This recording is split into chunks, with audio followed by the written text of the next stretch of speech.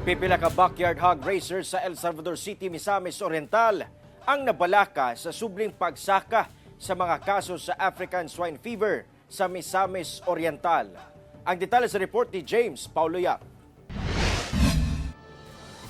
Gikabalakan karon ni Linjin Buna, usa ka backyard hog racer sa barangay Bulisong, El Salvador City sa Misamis Oriental, dihang namatikdan ang subling pagsaka sa kaso sa African Swine Fever o ASF sa probinsya. Sumala niya nga nahimong biktima kuno sa makamatayang sakit nga ASF ang iyang tulo ka mga baboy ni adtong milabayng tuig dihang naigo ang ilang barangay.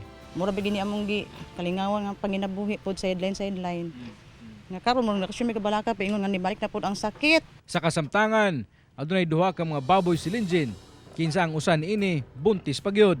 In case manggaling sir nga matabla gyud ang kuan kanang hanyo lang namo nga basin pwede og bisag ang kapital lang ang mabalik or bahala og kuan basta manalay mabalik bitaw gyud siya sir sa among mga nagasto nga ginagmay. Hinuon pagpasabot sa Provincial Veterinary Office sa Misamis Oriental nga anaa pa sa isting bahin sa probinsya ang mga bag-ong kaso sa ASF, partikular na sa munisipyo sa Lagunglong, diin miabot na sa 12 ka baboy ang gipailawom sa kaling. Apan nag-abiso gihapon sila nga dili magkumpiyansa o kinahanglang batunan ang biosecurity sa mga kulungan ug baboy aron dili malutsan sa ASF.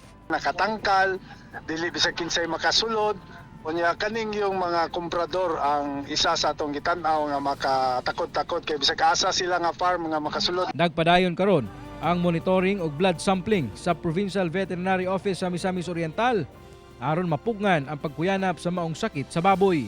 Kauban si Makoy Sempron sa kamera. Ako si James Paulo Yap para sa One Mindanao.